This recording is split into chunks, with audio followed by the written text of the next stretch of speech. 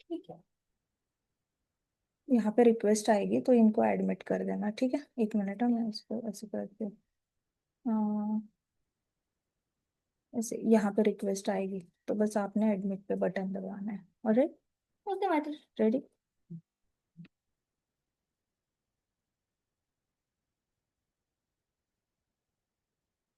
श्री राम जी का कीर्तन करते हैं, ठीक है। ओके मैटर, करे शुरुआत। एक मिनट, इसको ना आपको क्लिक करना है, इसको क्लिक करना, एक मिनट। यहाँ पे आ नहीं रहा है। फिर एक काम करो, आप करताल बजाओ, मैं कीर्तन करती हूँ, ठीक है।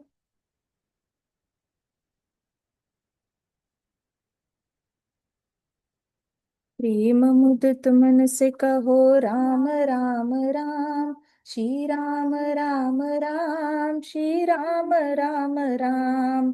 प्रेम मुदित मन से कहो राम राम राम, श्री राम राम राम, श्री राम राम राम। प्रेम मुदित मन से कहो राम राम राम, श्री राम राम राम, श्री राम राम राम।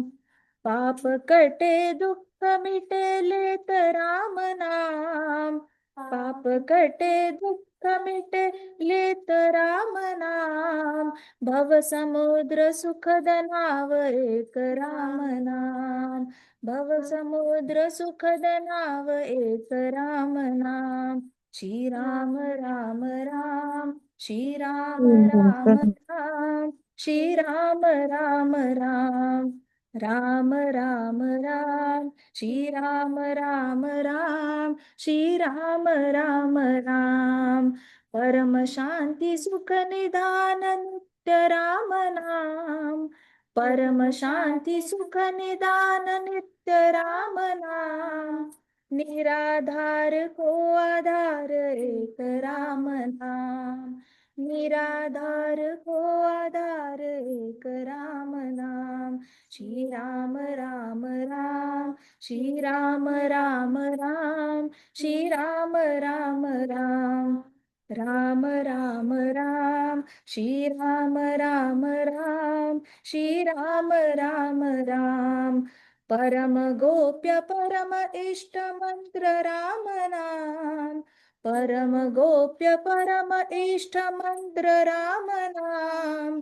संत हृदय सदा बसत एक राम नाम, संत हृदय सदा बसत एक राम नाम। श्री राम राम राम, श्री राम राम राम, श्री राम राम राम, श्री राम राम राम, श्री राम राम राम, श्री राम राम राम। महादेव सतत जपत दिव्य राम नाम, महादेव सतत जपत दिव्य राम नाम। काशी मरत मुक्ति करत कहत राम नाम, काशी मरत मुक्ति करत कहत राम नाम। श्री राम राम राम, श्री राम राम राम, श्री राम राम राम, श्री राम राम राम, श्री राम राम राम, श्री राम राम राम। मात पिता बंधु सखा सब ही राम राम, मात पिता बंधु सखा सब ही राम राम। भक्त जनन जीवन धन एक राम नाम, भक्त जनन जीवन धन एक राम नाम। श्री राम राम राम, श्री राम राम राम, श्री राम राम राम, राम राम राम, श्री राम राम राम, श्री राम राम राम। प्रेम मुदित मन से कहो राम राम राम, श्री राम राम राम, श्री राम राम राम। प्रेम मुदित मन से कहो राम राम राम, श्री राम राम राम, श्री राम राम राम। पाप कटे दुःख मिटे लेत राम नाम, पाप कटे दुःख मिटे लेत राम नाम, भव समुद्र सुखद नाव एक राम नाम, भव समुद्र सुखद नाव एक राम नाम, श्री राम राम राम, श्री राम राम राम, श्री राम राम राम, राम राम राम, श्री राम राम राम, श्री राम राम राम, परम शांती सुख निदान नित्य राम नाम, परम शांती सुख निदान नित्य राम नाम, निराधार को आधार एक राम नाम, निराधार को आधार एक राम नाम, श्री राम राम राम, श्री राम राम राम, श्री राम राम राम, श्री राम राम राम, श्री राम राम राम, श्री राम राम राम, परम गोप्य परम इष्ट मंत्र राम नाम, परम गोप्य परम इष्ट मंत्र राम नाम, संत हृदय सदा बसत एक राम नाम, संत हृदय सदा बसत एक राम नाम, श्री राम नाम राम, श्री राम राम राम, श्री राम राम राम, श्री राम राम राम, श्री राम राम राम, श्री राम राम राम, महादेव सतत जपत दिव्य राम नाम, महादेव सतत जपत दिव्य राम नाम, काशी मरत मुक्ती करत एक राम नाम, श्री राम राम राम, श्री राम राम राम, श्री राम राम राम, मात पिता बंधु सखा सब ही राम नाम, मात पिता बंधु सखा सब ही राम नाम, भक्त जनन जीवन धन एक राम नाम, भक्त जनन जीवन धन एक राम नाम, श्री राम राम राम, श्री राम राम राम, श्री राम राम राम, राम राम राम, श्री राम राम राम, श्री राम राम राम।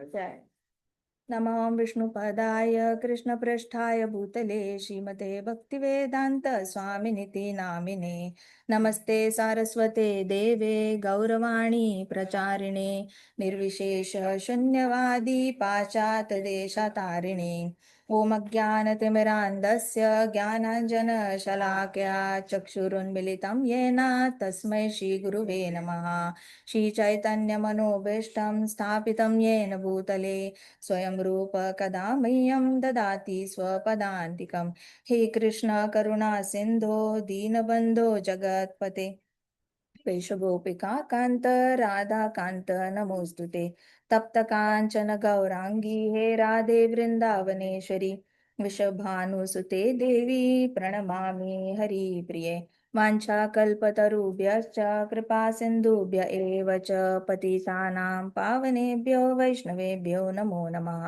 जय श्री कृष्ण चैतन्य प्रभो नित्यानंदा, श्री अद्वैत गदाधर शिवासादि गौरभक्तवृंदा, हरे कृष्णा कृष्णा कृष्णा हरे हरे, हरे राम राम राम हरे हरे, ओम नमो भगवते वासुदेवाय, ओम नमो भगवते वासुदेवाय, ओम नमो भगवते वासुदेवाय, नारायणं नमस्कृत्यं नरं चैव नरोत्तमं, देवीं सरस्वतीं व्यासं ततो जयम् उदीरयेत्, नष्टप्रायेषु भद्रेषु नित्यं भागवत सेवया भगवती उत्तमश्लोकी, भक्तिर्भवति नैष्टिकी, मुखं करोति वाचालं पङ्गुं लङ्घायते गिरिं, यत्कृपातम् अहं वन्दे श्रीगुरुदीनतारणं, हरे कृष्णा कृष्णा कृष्णा हरे हरे, हरे राम राम राम हरे हरे,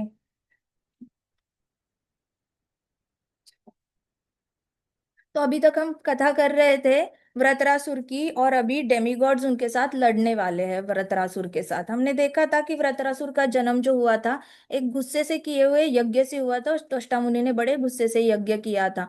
लेकिन त्वष्टा मुनि गुस्से में गलती कर बैठे, उनको चाहिए था कि कोई इंद्र का दुश्मन पैदा हो। लेकिन ऐसा ऐसा एक असुर प्रकट हुआ जो देवताओं का बिल्कुल भी दुश्मन नहीं है। उसके अंदर असुरी क्वालिटीज है, लेकिन वो देवताओं को नहीं मारेगा, क्योंकि वो कोइंसिडेंटली भगवान का भक्त भी निकलता है। तो वो डिस्ट्रक्शन तो पक्का करेगा, लेकिन देवताओं के साथ पंगा नहीं करेगा, क्योंकि देवता लोग भगवान के भक्त है। तो भक्त भक्त को कभी तंग नहीं करता, लेकिन एट द सेम टाइम वो असुरी क्वालिटी का है, तो वो थोड़े से डिस्ट्रक्शन जरूर कर सकता है।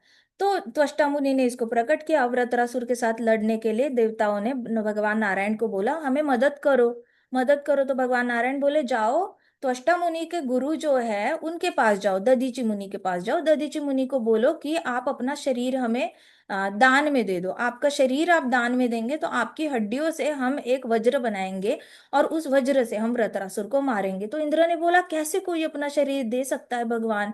तो भगवान ने कहा आप अश्विनी कुमाराज को बोलो। दधीचि ऋषि को अश्विनी कुमाराज बड़े पसंद है।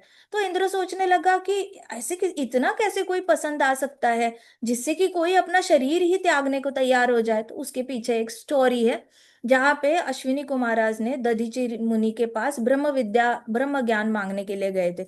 और तब दधीचि मुनि कोई कर्म कांड का यज्ञ करने में बिजी थे। यज्ञ करते वक्त उन्होंने कहा बाद में आना, मैं पक्का ब्रह्म ज्ञान दे दूंगा आपको। इतने में इंद्र ने देखा अश्विनी कुमाराज आ गए। इंद्र एज इट इज अपने स्टेटस के ईगो में होता है। तो इंद्र आया और उन्होंने बोला दधीचि मुनि को ये सिंपल डॉक्टर्स है, अश्विनी कुमारस तो फिजिशियंस है, इनको ब्रह्म विद्या दे के क्या फायदा है। अपना टाइम इस पे वेस्ट मत करो, अगर आपने इनको ब्रह्म विद्या देने की सोची तो मैं आपको खत्म कर दूंगा। तो फिर दधीचि मुनि को समझ में नहीं आया अब मैं क्या करूं। इंद्र ने कहा मैं आपका सर कलम कर दूंगा, सर काट दूंगा। तो फिर वापस अश्विनी कुमाराज ने ये सुना कि इंद्र कुछ तो गड़बड़ कर रहा है, तो अश्विनी कुमार आए, और अश्विनी कुमारों ने अपना मेडिकल साइंस का नॉलेज यूज किया। और अश्विनी कुमाराज ने बोला दधीचि मुनि को हम आपका हेड ट्रांसप्लांट कर देते हैं, हम आपके हेड को कट करते हैं, वहां पे घोड़े का हेड लगा देते हैं। घोड़े का हेड लगाने के बाद आप हमें ब्रह्म ज्ञान देना, ज्ञान दोगे, विद्या दोगे। उसके बाद इंद्र आएगा, अपना वचन पूरा करेगा, आपका हेड काट डालेगा। तो कटेगा तो आपके शरीर के ऊपर जो हॉर्स का हेड लगा है, घोड़े का हेड लगा है, वो कटेगा। फिर हम वापस आके आपका ओरिजिनल हेड उस पे लगा देंगे, हम आपका ओरिजिनल हेड जो है वो अच्छे से प्रिजर्व करके रखेंगे। तो दधीचि मुनि जी को ये आइडिया बड़ी अच्छी लगी, क्योंकि वो अपना वचन से वचनबद्ध थे। तो उन्होंने कहा ठीक है आप जो बोल रहे हो मैं कर लूंगा। अभी आता है इन्होंने हेड काटा और हॉर्स का हेड लगाया। फिर इंद्र आया, इंद्र को पता चल गया कि हॉर्स के हेड यूज करके दधीचि मुनि ने अश्विनी कुमारस को ब्रह्म विद्या दी थी। और उस ब्रह्म विद्या में क्या जाता है, नारायण कवच भी जाता है। तो ब्रह्म विद्या में सारा ही विद्या जाती है जो दधीचि मुनि ने आज तक कमाई है, मतलब जितनी सिद्धि प्राप्त की है वो सारी ट्रांसफर हो जाती है। इंद्र को बड़ा गुस्सा आया कि मुझसे पावरफुल, हम लोगों से ज्यादा पावरफुल आप फिजिशियन को क्या बनाते हो। उनके पास कोई पावर नहीं है, वो ना किसी प्लानट को रूल करते हैं, ऐसा कुछ है नहीं उनके पास। आपने उनको क्या दी, वो क्या ही एडमिनिस्ट्रेशन में हमें हेल्प करेंगे। फिजिशियंस एडमिनिस्ट्रेटर्स नहीं होते, वो ऐसे नॉर्मल लोगों को भला करते हैं। तो फिर इंद्र को गुस्सा आया, इंद्र ने दधीचि ऋषि का सर काट डाला। तो गिरा नीचे, तो घोड़े का सर गिरा। घोड़े का सर गिरा तो इंद्र के जाने के बाद फिर पीछे से अश्विनी कुमाराज आए, उन्होंने मंत्र पठन करके वापस दधीचि मुनि जी का पहला वाला सर उनको लगा दिया। तो दधीचि मुनि इतने ग्रेटफुल फील करते थे, तो उनका म्यूचुअल ग्रेटफुलनेस थी दोनों के तरफ। अश्विनी कुमाराज भी बड़े ग्रेटफुल थे कि हाय आपने हमें ब्रह्म विद्या सिखाई। और ये जो दधीचि ऋषि थे, मुनि थे, उनको भी लगता था हाय अश्विनी कुमार कितने अच्छे, इन्होंने अपना वचन रखा, इन्होंने मेरे को वापस अपना ओरिजिनल हेड लगा के दिया, इनको लिए तो मैं कुछ भी कर सकता हूँ। तो इस तरीके से ऋण चढ़ता है, आप किसी पे ऊपर ऋण करते हो, दूसरे का ऋण चढ़ता है, तो आपको नेचुरली उसको कुछ ना कुछ रिटर्न देने का मन करता है। अभी ऋण चढ़ गया ना दधीचि के ऊपर, तो ऋण चढ़ गया तो अश्विनी कुमाराज उनको शरीर मांगेंगे तो वो मना नहीं करेंगे। ऐसे करके नारायण भगवान ने इंद्र देवता को बोला। इंद्र देवता गए दधीचि ऋषि के पास, दधीचि ऋषि को बोले कि आप कृपा करके मैं आपसे कुछ मांगने आया हूँ। तो दधीचि ऋषि हंसने लग गए। उन्होंने हंसने लग गए और कहते इस दुनिया में ऐसा एक इंसान बताओ, एक ऐसा जीव बताओ जिसको अपने शरीर से प्रेम नहीं है। हर जीव जो होता है मरते दम तक अपने शरीर का रक्षण करता है, और कुछ जीव तो इसके परे जाके मृत्यु के बाद भी अपने शरीर को संभाल के रखने के लिए बहुत सारी अपनी संपत्ति लगा देते हैं, अपनी सारी पोजेशंस लगा देते हैं। तो एक जीव बताओ जो अपने शरीर को भगवान विष्णु भी आए और उन्होंने बोला कि अपना शरीर दान करो, तो भी कोई जीव अपना शरीर दान नहीं करेगा। कि क्या मांगने के लिए आए हो, ऐसे करके दधी जी हंसने लग गए। तो इंद्र देवता को बड़ा एम्बेरसिंग लग गया, उन्होंने ऐसे ऐसे देखा, देवताओं ने काफी सारे देवताओं के साथ इंद्र देवता गए थे। इंद्र इंद्र ने देखा कि सब हंसने लग गए, दधीचि ऋषि तो हंस रहे हैं। फिर उसके बाद उन्होंने कहा, लॉर्ड इंद्र ने आगे आए और उन्होंने कहा कि देखो, आप बहुत महान ब्राह्मण हो, और जितने भी महान ब्राह्मण होते हैं ना, वो दुनिया की भलाई के लिए कुछ भी करने को रेडी हो जाते हैं। उच्च से उच्च ब्राह्मण जो होता है वो सिर्फ दूसरों के भलाई के लिए जीता है।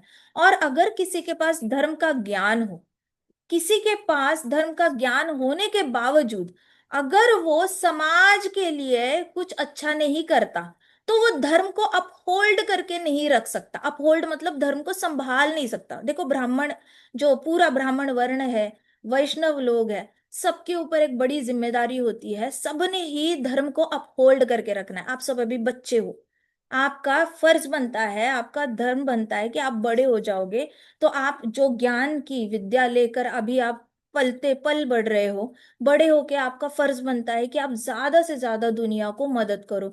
क्यों मैं बोल रही हूँ, इसलिए नहीं क्योंकि आपको फेमस होना है या फिर आपको अपना टैलेंट शो ऑफ करना है, ना ना ना, ये सारे काम नहीं करने। क्यों करना है, क्योंकि सच में लोग बड़े दुखी हैं इस भौतिक जगत में ना। जिसके पास भगवान हरि नाम नहीं है, राम नाम नहीं है ना, वो सच में बड़ा दुखी जीवन जी रहा है, और वो कंटिन्यूअसली ढूंढ रहा है कोई मार्ग जिससे वो खुश हो पाए। और जहां भी जाता है ना, उसको सामने ऐसे वॉल मिल जाती है, सर थड़क जाता है और उसको खून ब्लीड होता है। तो भौतिकवादी लोगों को हमेशा ऐसे समझना कि वो खुशी ढूंढने गए, दीवार पे सर पटका, खून निकल आया, फिर खुशी, खुशी कहाँ है, खुशी कहाँ है, सर पटका, खून निकल आया, ऐसे करके वो लोग इतने जख्मी होते हैं। तो एक भक्त का धर्म बनता है, फर्ज बनता है कि वो सारी दुखी आत्माओं को राम नाम दे दे, हरि नाम दे दे, जिससे कि वो वंस एंड फॉर ऑल इस दुख से बाहर आए।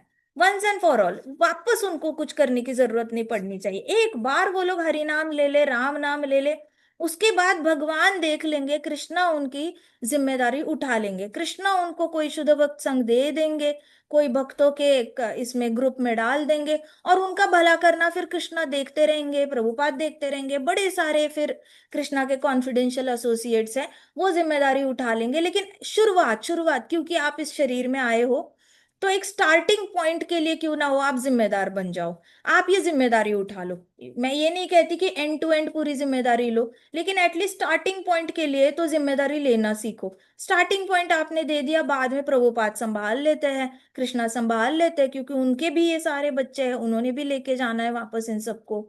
सो इनको मदद करना बहुत जरूरी है। तो इंद्र ने सही कहा, इंद्र ने कहा महान ब्राह्मण जो होता है, वो ब्राह्मण दुनिया के लिए अपनी जान तक देने को तैयार हो जाता है। प्रभुपाद देखो, हार्ट अटैक आया था उनको अमेरिका जाते हुए, लेकिन इससे वो डिमोटिवेट नहीं हुए कि मेरे को हार्ट अटैक आ गया, चलो वापस चलते हैं, वहां पे जाके हार्ट सर्जरी करते हैं, फिर देखा जाएगा, वापस America. No, he did not do that. वापस दूसरा हार्ट अटैक आया, दो अटैक आने के बाद जब तीसरा आता है तो वो फाइनल होता है। लेकिन प्रभुपाद दो हार्ट अटैक्स के बाद 12 साल उन्होंने बिताए, 12 साल के बाद ही सर्वाइव। तो सोचो कितना बड़ा त्याग है, एक वैष्णव अपना शरीर दान करने को तैयार हो जाता है दुनिया की भलाई के लिए। तो इंद्र देवता ने दधीचि मुनि को कहा, आप तो बहुत महान हो। महान ब्राह्मण जो होते हैं वो अपने शरीर का त्याग भी करने को तैयार हो जाते हैं।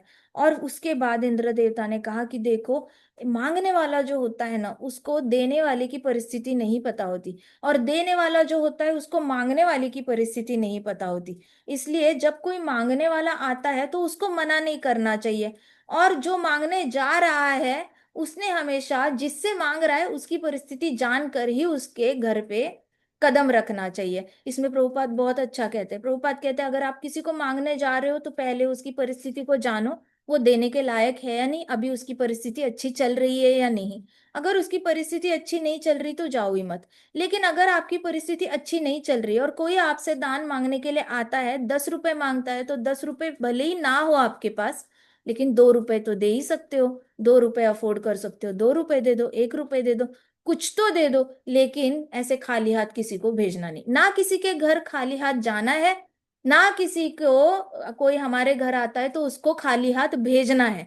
खाली हाथ नहीं, साई इतना दीजिए, अपना पेट भरे प्लस 4 संतों का और पेट भरे। ऐसे करके भगवान को हमेशा प्रे करना चाहिए। तो यहाँ पे इंद्र देवता ने कहा कि देखो, चैरिटी मांगने वाले को देने वाले का दुख नहीं पता होता, और देने वाले को मांगने वाले का दुख नहीं पता होता, तो दोनों ने एक दूसरे का दुख समझ कर आगे बढ़ना चाहिए। तो दधीची ने स्माइल किया, दधीची ऐसे चकल कर गए, उन्होंने हंसे वो। शेष दधीची हंसे और उन्होंने कहा, मैं रिफ्यूज करता हूँ, मैं मना करता हूँ अपना शरीर देने के लिए। मुझे तुमसे कुछ धर्म की बातें सुननी थी।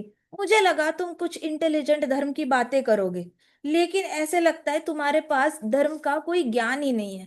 तुम्हारे पास कोई उसूल ही नहीं है, प्रिंसिपल्स ही नहीं है, रिलीजियस प्रिंसिपल्स तुम्हें कुछ पता नहीं है। तो मैं तुम्हारे लिए शरीर क्यों दूं? फिर I must give up my body for your benefit. कहते कि अगर तुम्हारे फायदे के लिए मैं अपना शरीर त्याग दूं, तुम्हारे फायदे के लिए, मुझे ये तो पता है कि मेरा शरीर कभी ना कभी मुझे छोड़ के जरूर जाएगा। मेरा शरीर ने मुझे कभी ना कभी बीट्रे तो करना ही करना है, ये याद रखना हमेशा जिंदगी में। जब आप कहते हो ना उसने मुझे धोखा दिया, उसने मुझे धोखा दिया, हमेशा याद रखना मेरा शरीर भी एक दिन मेरे को धोखा देने वाला है। तो मैं इतना इशू क्यों बना रहा हूँ कि इसने मुझे धोखा दिया, उसने मुझे धोखा दिया। भौतिक जगत में ऐसी कौन सी वस्तु है जो धोखा नहीं देती? हर वस्तु तो धोखा देती है। मम्मी पापा ने अगर आपको फ्लावर्स गिफ्ट किए, फ्लावर्स मुरझाने हैं, फ्लावर्स ने आपको धोखा दे देना है। मम्मी पापा ने आपको पेंसिल बॉक्स गिफ्ट किया, वो भी एक दिन टूट जाना है। हर वस्तु तो धोखा दे रही है, फिर हम इतना क्यों अपने दिल पे लगा लेते हैं? अगर कोई दोस्त धोखा दे देता है, करीबी रिश्तेदार धोखा दे देता है, अगर भाई भाई को धोखा देता है तो भाई को हाइपर टेंशन हो जाती है। बहन भाई को धोखा देती है, भाई बहन को धोखा देता है तो बहन सुसाइड करने निकल जाती है। बेटा माँ बाप को धोखा देते हैं तो माँ बाप जल्दी जल्दी बूढ़े होने लग जाते हैं। माँ बाप बेटे को धोखा देते हैं तो बेटे को बड़ा गुस्सा आकर वो घर पे जाना छोड़ देता है। एक दिन हमारा शरीर ही हमें धोखा देने वाला है। हमारा शरीर भी मटीरियल है, उसने भी हमारे साथ कोई लॉयल्टी नहीं दिखानी है। अगर लॉयल्टी होती ना शरीर की, तो शरीर को बीमारियां नहीं होती। शरीर ने बड़ी मेहनत करके अपने आप को ठीक रखना था, लेकिन शरीर आए दिन नए कुछ बीमारियां लेकर आता है। और किसी की इम्यूनिटी कम हो तो मर ही जाता है, वो शरीर चला ही जाता है। सो शरीर भी धोखा देता है। तो दधीचि ऋषि ने बहुत अच्छे से बताया। दधीचि ऋषि ने बोला, मुझे ये पता है एक ना एक दिन मेरा शरीर मुझे छोड़ के जाएगा, एक ना एक दिन शरीर ने भी मुझे धोखा देना है। लेकिन क्या इसका मतलब ये है कि मैं ये शरीर तुम्हें दान कर दूं? फिर दधीचि ऋषि ने कहा, ओ demigods, one who has no compassion for suffering humanity and does not sacrifice his temporary body for higher cause to uphold religious principles is certainly pitied। मतलब एक जिसको दया भाव नहीं होता समाज के लिए, जो समाज दुख से गुजर रहा है, उसको बहुत दुख हो रहा है, सफरिंग हो रहा है, जिसको उस समाज के लिए अपने अंदर थोड़ा भी कंपैशन नहीं होता, दया भाव नहीं होता, और जो अपने टेम्पररी शरीर उसके लिए सैक्रिफाइस नहीं करता, मतलब त्याग नहीं करता, और बहुत हायर कॉज के लिए अपना शरीर यूज नहीं करता, तो उसको सर्टनली पिटीड, मतलब बहुत ही ज्यादा तुच्छ लेवल पे वो अपने शरीर का इस्तेमाल कर रहा है। इसलिए अपने शरीर को रामायण पढ़ने में लगाओ। हायर पर्पस आपको दिन में, आपको सुबह उठते हो आप सबके पास बार बार आपका मन कहता है डिसीजन लो, डिसीजन लो, और आप बड़े थक जाते हो। आप रात को देखो, अभी छुट्टियां चल रही होंगी, आप शायद स्कूल नहीं जा रहे हो, लेकिन आप रात को थक के क्यों सो रहे हो? कौन थका रहा है आपको?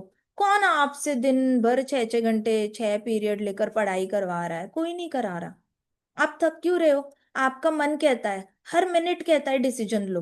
किचन में जाए, खाना खाए, कुछ नया बनाए, या बाहर बैठे रीडिंग करे, या फिर टीवी देखे, या वीडियो देखे। मन आपको बार बार पुश करता है डिसीजन लेने के लिए। आपको मन में लगता है बीच में, मैं ड्राइंग कर लेता हूँ, फिर लगता है मैं दोस्त के घर खेलने जाता हूँ, नहीं नहीं मैं दोस्त को फोन करके बुला लेता हूँ, मैं कैरम खेलूं या मैं बैडमिंटन खेलूं, मैं गाना गाऊं या गाना सीखूं, मैं क्या करूं? ओ माय गॉड, कितने डिसीजंस आप लोगे, इतना सा दिमाग आपका, छोटे छोटे बच्चे हो, लेकिन आपका मन आपको स्थिर नहीं रहने देता। आपको मेंटल फटीग हो जाता है और आपको रात को सो जाते हो, ऐसा कोई जरूरी नहीं है, बट आप थक के सो रहे हो, लिटरली थक के सो रहे हो। ऐसा कोई आपने तीर नहीं मारा पूरे दिन में। आपका फिर मैं चैंटिंग करूं, चैंटिंग करूं या रीडिंग करूं, रीडिंग करूं या चैंटिंग करूं, या फिर पापा के साथ बातें करूं या पापा के साथ घूमने चला जाऊं, मम्मी के साथ रहूं, मम्मी के साथ बातें करूं, या कुछ और पढ़ लूं। कंटिन्यूअसली आपका दिमाग चलता रहता है, कंटिन्यूअसली, इसको कहते हैं मेंटल फटीग। आपको बार बार डिसीजन लेना पड़ता है। तो आपको आज से मैं थोड़ा डिसीजन मेकिंग आपका सिंपल कर देती हूँ। आज से जब भी सुबह सुबह आपको ऐसा लगेगा ना कि ये करूँ या वो करूँ, उसमें आपको इमीडिएटली आपको पहले डालो दधीचि ऋषि का फॉर्मूला। हायर पर्पस का काम में डिसीजन ले रहा हूँ या लोअर पर्पस के काम में डिसीजन ले रहा हूँ। हायर पर्पस मतलब भगवान से कनेक्टेड, लोअर पर्पस मतलब प्रकृति से कनेक्टेड। अगर आपको चॉइस आए, आपका मन आपको चॉइस दे दे, हायर पर्पस का काम करूं या लोअर पर्पस का करूं, तो नेचुरली हायर पर्पस का यूज करो, क्योंकि लोअर पर्पस का काम करने वालों को या वो चॉइस या वो डिसीजन लेने वालों को बहुत ज्यादा पिटी किया जाता है। पिटी मतलब हाय दया आती है, क्यों? क्योंकि वो लोग अपना टाइम वेस्ट कर रहे हैं, वो पूरे इसी चक्र में घूमने वाले हैं, जन्म मृत्यु चक्र, जरा व्याधि में घूमने वाले हैं। तो डिसीजन जब भी लेने की बात आएगी, कल को आप डिसाइड करोगे मैं मेडिकल जाऊँ या मैं इंजीनियरिंग जाऊँ, मैं ये करूँ या वो करूँ, सोचो हायर पर्पस कहाँ पे अचीव होगा, मैं कहाँ पे जाके ज्यादा भक्ति कर पाऊंगा, कहाँ पे जाके ज्यादा दुखी लोगों का भला कर पाऊंगा, मैं कहाँ पे जाके मैं भक्त सारे भौतिकवादियों का को राम नाम हरि नाम दे पाऊंगा, और अपने शरीर को मैं हायर पर्पस के लिए कहाँ पे यूज कर सकता हूँ, यहाँ पे कर सकता हूँ या वहां पे कर सकता हूँ। तो अपने शरीर को एड्रेस करना शुरू करो ऐसे, कि मैं अपनी बॉडी कहाँ पे ज्यादा बेटर यूज कर सकता हूँ या कर सकती हूँ, यहाँ पे यूज करूँ या वहां पे यूज करूँ, ऐसे करूँ या वैसे करूँ। जब आप अपने आप को, मेरी बॉडी ये, मैं मेरी बॉडी से ये करना चाहती हूँ, मैं मेरी बॉडी से वो करना, मैं मेरी बॉडी, मैंने डिसीजन लिया है, मैंने बॉडी से इतने लाइफ, मेरी अपनी फेवरेट जगह कौन सी होगी, मेरी फेवरेट जगह लाइब्रेरी होगी, मेरी फेवरेट जगह मंदिर होगी। तो मेरी बॉडी लाइब्रेरी में हैप्पी रहती है, मेरी बॉडी टेम्पल में हैप्पी रहती है, मेरी बॉडी योगा करने में हैप्पी रहती है, तो मैं शरीर का भी ध्यान रखता हूँ, मेरी बॉडी भगवान की सेवा करने में हैप्पी रहती है।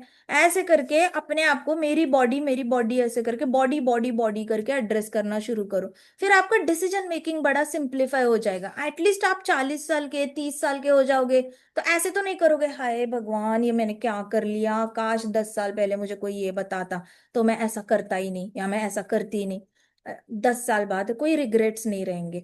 तो दधीचि ऋषि कहते हैं कि देखो, जो लोग अपना शरीर को, टेम्पररी शरीर को हायर पर्पस के लिए यूज नहीं करते ना, उनको बहुत ही ज्यादा तुच्छ देखा जाता है।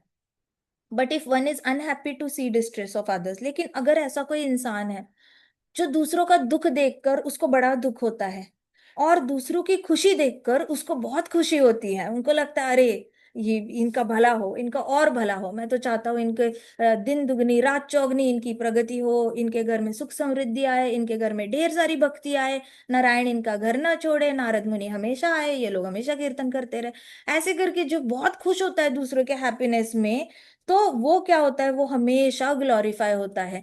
तीनों लोकों में उसकी चर्चाएं होती है, तीनों लोकों में उसके बारे में बातें होती है कि देखो ये दूसरे के दुख में दुखी होता है, ये दूसरे के सुख में सुखी हो जाता है, देखो कितना अच्छा इंसान है। ऐसे करके तीनों लोकों में उसको ग्लोरिफिकेशन होता है। तो किसी को फेमस होना है तो अच्छे के लिए फेमस हो जाओ, अननेसेसरी भौतिक चीजों के लिए फेमस मत हो। उस दिन एक बच्चा मुझे कह रहा था कि माता जी मुझे बड़ा फेमस होना है।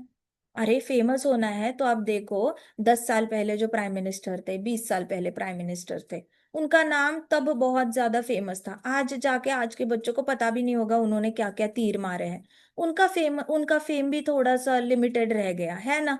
लेकिन कृष्ण से जुड़े हुए तुकाराम महाराज है, मध्वाचार्य है, माधवाचार्य है, ईश्वरपुरी है, चैतन्य महाप्रभु है, षड गोस्वामी है, मीराबाई है, सारे ये सारे कृष्ण से जुड़े हैं। इनका फेम देखो, इनका फेम देखो, मतलब रघुनाथ गोस्वामी, गोपाल भट्ट गोस्वामी कहाँ है, सार्वभौम भट्टाचार्य है, श्रीनिवास आचार्य है, श्यामानंद पंडित है, कितने सब आप इनका नाम ले लो, इनका फेम अभी भी खत्म नहीं हो रहा है। हमारे प्रभुपाद तो है ही है। सो प्रभुपाद अभी अभी है, मैं पिछले इससे भी पीछे पीछे की बातें कर रही हूँ, 17th सेंचुरी 15th सेंचुरी की बातें कर रही हूँ। वहां के संत लोग भी अभी सब जानते हैं। सो आपको याद रखना चाहिए कि फेम चाहिए ना, तो तरीके का फेम चाहिए, तो भगवान आपको फेम देंगे और फिर उस फेम से भी इच्छा से बाहर निकालेंगे। जैसे ध्रुव महाराज ने ऑपुलेंस मांगा और उस ऑपुलेंस की इच्छा से भी बाहर निकाला, वैसे किसी को फेम चाहिए तो सही तरीके से फेम ले लो। ऐसे भौतिकवादी चीजों से फेम ग्रैब करने की कोशिश मत करो, वो बड़ा टेम्पररी रहेगा। तो demigods glanced at each other, their eyes brimming with tears. तो देवताओं ने ना एक दूसरे की ओर देखा और उनकी आंखों में आंसू आ गए। दधीचि ऋषि का जो बात थी ना, वो सुनकर ही उनके आंखों में आंसू आ गए। उनको पता चल गया कि जो वो कर रहे थे ना, वो टेम्पररी बेनिफिट के लिए कर रहे थे, और दधीचि ऋषि अपना टेम्पररी शरीर देने को तैयार हो गए। पहले भले ही उन्होंने मना किया, लेकिन दधीचि ऋषि के पास नॉलेज पक्का है, उनको पता है कि अगर आज उन्होंने अपना शरीर त्याग दिया तो क्या होगा। पूरी देवताओं की कम्युनिटी, ऊपर के 7 लोग, 6 लोगों के सारी जीवात्माएं बचेंगे, नीचे के 7 लोग भी सारे बच जाएंगे, क्योंकि नहीं तो वृत्रासुर ने सबको खत्म कर देना है। So they were benefiting from hearing religious principle. देवताओं को लगा कि दधीचि ऋषि से उनको ज्ञान सुनने का और सुनने का मन कर रहा था। उनका हृदय ना ऐसे बहुत हैवी हो गया था। इमेजिन आप किसी को बोलते हो कि आप अपना शरीर त्याग दो हम मेरे लिए, प्लीज मेरे लिए आप मरोगे क्या, प्लीज आप मेरे लिए आप डेथ का स्वीकार कर लोगे क्या। ये बोलते बोलते ही आपका गला चोक हो जाए, आपको अपनी ही नजर में आप गिर जाओ जब आप ऐसी कोई चीज मांगने लग जाए। तो अर्जुन को इसीलिए भगवत गीता में ना फर्स्ट चैप्टर में उसको ऐसा लग रहा था जैसे वो अपनी ही नजर में गिर गया है, उसका अपना जमीर खल रहा था। उसको लग रहा था मैं अपने लिए, अपने फायदे के लिए मैं सब बूढ़े लोगों को बोल रहा हूँ कि मर जाओ मर जाओ, मुझे इनको मारना पड़ेगा और फिर इनको बोलना भी पड़ेगा भीष्म पितामह प्लीज मर जाओ ना हमारे लिए, ताकि हम राज्य कर पाए। कितना मतलब ये डिमांड ही बहुत ज्यादा पेनफुल है, और वो ऐसे इंसान के लिए पेनफुल है जो भगवान नारायण का भक्त है, उसके लिए बहुत ज्यादा पेनफुल, क्योंकि कृष्णा इज दयावान। अगर कृष्ण दयावान है तो मजाल है जो भक्तों में दया ना आए, पॉसिबल ही नहीं है। हरि नाम लेते ही दया आने लग जाती है हृदय में, इमीडिएटली हमें सबके लिए दया आ जाती है। जगन्नाथ दास बाबा जी, सबको पता है जगन्नाथ दास बाबा जी। तो जगन्नाथ दास बाबा जी क्या करते थे, धाम में रहते थे, और उनको इतनी दया थी। सारे 140 साल के थे वो, 140 साल के थे, लेकिन उनको उनका जो ये था पर्सनल असिस्टेंट था, एक भक्त था, हरिदास नाम था। तो वो हरिदास उनको टोकरी में उठा के हर जगह लेके जाता था। 140 साल के थे, चल नहीं पाते थे, मंदिर में ले जाते थे तो वो हरिदास क्या करता था, उनके ऐसे आईलिड्स को ऐसे ऊपर लिफ्ट करता था। फिर जगन्नाथ दास बाबा जी ऐसे होते थे, ऐसे उसने उन्होंने ऐसे ऐसे उसकी चिन्ह उठानी, जगन्नाथ दास बाबा जी की चिन्ह उठानी, ऐसे आईलिड उठानी और भगवान के दर्शन कराना, फिर ऐसे रखना ऐसे। तो जगन्नाथ दास जी को अपने आईलिड्स भी खोलना नहीं आता था, इतने बूढ़े थे। लेकिन उन्होंने जितने साल धाम में रहे, उन्होंने 6 महीने वृंदावन में रहना, 6 महीने मायापुर में रहना, जितने साल रहे उन्होंने क्या किया, उन्होंने कभी अन्न का प्राशन विदाउट एनी, धाम का कोई एनिमल, कोई डॉग जब तक खाता नहीं है तब तक वो अपना खाना नहीं खाते थे। उन्होंने प्लेट में से निकाल के धाम के एनिमल्स को रिस्पेक्ट देने के लिए, एक्नॉलेज करने के लिए कि हाँ मुझे पता है आप भी भक्त हो, हाँ मुझे पता है आप भी भक्त हो। तो उनको इतना कंपैशन था एक भक्त इस लेवल पे। और जगन्नाथ दास बाबा जी वो भक्त थे जो 128 माला जाप करते थे हर रोज। 128 माला जाप करते करते 140 साल की उम्र हो गई, और यहाँ पे हमें लगता है कि हरि नाम से बीमारियां ठीक नहीं होती। किस दुनिया में हम रह रहे पता नहीं, लेकिन हरि नाम से ही हरि नाम ही औषधि है। हरि नाम औषधि है, भागवतम औषधि है। उसको कभी भी ऐसे नहीं समझना कि कुछ इम्पॉसिबल है। हरि नाम के लिए कुछ इम्पॉसिबल नहीं है, भागवतम के लिए कुछ इम्पॉसिबल नहीं है, क्योंकि दोनों कृष्णा से अलग नहीं है। जैसे कृष्ण के लिए कुछ इम्पॉसिबल नहीं है, वैसे ही हरिनाम और श्रीमद् भागवतम के लिए कुछ भी इम्पॉसिबल नहीं है। औषधि तो अधोक्षज अभिक्षज कहा गया है उसको। सो यहाँ पे जगन्नाथ दास बाबा जी ने खाने से पहले जैसे थाली आती थी उन्होंने बाहर रखना, फिर धाम का एक डॉग आके वो खाएगा, डॉग आके उसको खाते हुए देखेंगे, हाँ हाँ ऐसे देखा, खाया खाया, हाँ खाया, ऐसे करके फिर अपना अन्नप्राशन। कभी नहीं, तो धाम के एनिमल्स को भी उन्होंने एक्नॉलेज किया। यहाँ पे जो है देवता लोग कह रहे थे कि उन्होंने एक दूसरे को देखा और उनको पता चल गया, उनका हार्ट बहुत ज्यादा हेवी हो गया था, क्योंकि कंपैशन था ना। ना कितना भी कहो, विष्णु भक्त जो होता है उसके हृदय में कंपैशन आएगा ही आएगा। और वो कम नहीं होता, वो बढ़ता ही जाता है, बढ़ता ही जाता है, बढ़ता ही जाता है, कम नहीं होता उनका। सो देवताओं को लगा कि हम बहुत सेल्फिश है, हमारे अंदर बहुत ज्यादा ये आ गई है, सेल्फिशनेस आ गई है। लेकिन उनको सामने देखो तो दधीचि ऋषि उनको क्या सिखा रहे थे एग्जाम्पल से? सेल्फलेसनेस, है ना। अपने शरीर के साथ निस्वार्थ कैसे होना है, अपने शरीर से निस्वार्थ बुद्धि से समाज की सेवा कैसे करनी है, जो सफर कर रहे हैं। अब बताओ, दधीची ऋषि अगर अपने शरीर को त्यागेंगे तो क्या वो सिर्फ भक्तों के लिए कर रहे हैं, या पूरे सारे लोगों के, सारे भौतिकवादी लोगों के लिए भी कर रहे हैं? किस किस के लिए कर रहे हैं? सबके लिए कर रहे हैं, क्योंकि वृत्रासुर मारने पे आया ना, तो वो किसी को भी मार, अभी तक तो इंद्र को पता ही नहीं है कि वृत्रासुर देवताओं को नहीं मारने वाला, डिवोटीज को नहीं मारने वाला। इंद्र के हिसाब से इंद्र अभी ग्रे एरिया में है, उसको क्लैरिटी नहीं है, क्योंकि अभी तक वृत्रासुर ने कुछ बोला ही नहीं है। तो इंद्र के दिमाग में वृत्रासुर देवताओं को भी मारने वाला है, डिवोटीज को भी मारने वाला है, नॉन डिवोटीज को भी मारने वाला है, एनिमल्स को भी मारने वाला है, पेड़ भी उखाड़ के फेंकने वाला है। तो पूरी सृष्टि जो है वो डेंजर में पड़ गई है। तो इंद्र देवता इन सब की जान बचाने के लिए दधीचि ऋषि के पास आए हैं। और दधीचि ऋषि को भी पता नहीं है कि वृत्रासुर सबको मारने वाला है या नहीं। सो इनको कोई क्लैरिटी नहीं है, लेकिन Dadhichi Rishi without any partiality, without any bifurcation, Dadhichi Rishi अपना शरीर सबके भलाई के लिए देने को तैयार है। प्रभुपाद ने भी पार्शियलिटी नहीं की थी, प्रभुपाद ने सबको एक समझ के हरि नाम दिया था। सो हमने भी उतनी कोशिश करनी चाहिए। एक वैष्णव होता है ना, वो ना जाति देखता है, ना रंग देखता है, ना जाति देखता है, कास्ट नहीं देखता, रिलीजन नहीं देखता, धर्म नहीं देखता। वैष्णव को कभी जाति नहीं, जाति ना पूछो साधु से। वैष्णव को कभी जाति नहीं पूछनी चाहिए, क्योंकि वैष्णव उस किसी भी जाति को बिलोंग ही नहीं करता। वैष्णव होता है वो हरि चरणों से कनेक्टेड होता है, तो वो सारी जाति के ऊपर होता है, वो हमेशा ही भगवान के चरण कमलों को याद करता रहता है। तो वैष्णव को कभी जाति की नजर से देखना नहीं चाहिए, कभी जाति पूछने, आप मंदिर जाते हो देखो, कभी गलती से भी किसी को बोलना मत कि जी आपका सरनेम क्या है, अच्छा आप कहाँ से हो। और फिर अपने माइंड में, क्योंकि बहुत सबके मन में ना, बहुत ज्यादा हमारी पिछली 300 जनरेशन, 300 जितने भी हमारे पूर्वज है ना, इन्होंने एक ही क्वेश्चन पूछा है सबको कि नाम क्या है आपका बेटा, आपकी पहले जमाने में तो पूछ भी लेते थे आपकी जाति क्या है। फिर उसके बाद आपका सरनेम क्या है, अच्छा आप किस स्टेट को बिलोंग करते हो, आप किस गांव से हो, कहाँ को हो, अच्छा अच्छा अच्छा तुम्हारे पिताजी क्या करते हैं। ऐसे करके क्वेश्चन पूछेंगे, लेकिन अपने मन में एक लेबल लगा के जाएंगे कि अरे ये इसका बेटा है, उसको। मैं आज ही रामायण पढ़ रही थी, उसमें लिखा था कि देखो, जो शबरी थी ना, शबरी दलित थी, लेकिन श्री राम जी ने उसको शरण दे दी। दलित होने के बावजूद वो भक्त बनी, और रावण ब्राह्मण होने के बावजूद भी वो असुर बना। सो समझ जाना चाहिए कि आपका जन्म होता है वो डिसाइड नहीं करता भगवान आपको एक्सेप्ट करेंगे या नहीं। तो वैष्णव को भी ऐसे कभी ऐसे सवाल नहीं पूछने चाहिए, वैष्णव का बैकग्राउंड को बहुत ज्यादा डिग नहीं करना चाहिए। कभी पता चल गया अरे ये इस कंट्री का है, वो उस कंट्री का है, उस कंट्री में तो हमने सोचा है सुना है बहुत स्लॉटर हाउसेस होते हैं, उस कंट्री में तो हमने सुना है बहुत ज्यादा क्रॉस फ्रेंडशिप्स होती है, बहुत ज्यादा अल्कोहलिज्म होता है, बहुत ज्यादा ड्रग एडिक्ट होते हैं। ऐसे करके फिर आपका मन कलुषित हो जाता है। फिर आप जो साधु संग ले सकते हो ना उस सन्यासी का या फिर शुद्ध भक्त का, वो आप नहीं ले सकते। तो भक्ति सिद्धांत सरस्वती महाराज वॉज वेरी स्ट्रिक्ट, उनके पास कोई आता था, उनके मठ में रूल था कि आपने किसी को जाति नहीं पूछनी है, ना जाति पूछनी है, ना सरनेम पूछना है, उसका दीक्षित नाम है आप उसके दीक्षित नाम से उसको एड्रेस करो। सो ये वाले जो रूल्स बना के रखे थे उसके पीछे बहुत बड़ा कारण था। भक्ति विनोद ठाकुर जी ने एक पूरा लेक्चर दिया था उनकी, अगर आप उनके टीचिंग्स पढ़ोगे तो उस पूरे लेक्चर में वो यही बताते हैं कि कैसे वैष्णव होता है, वो जाति के परे होता है।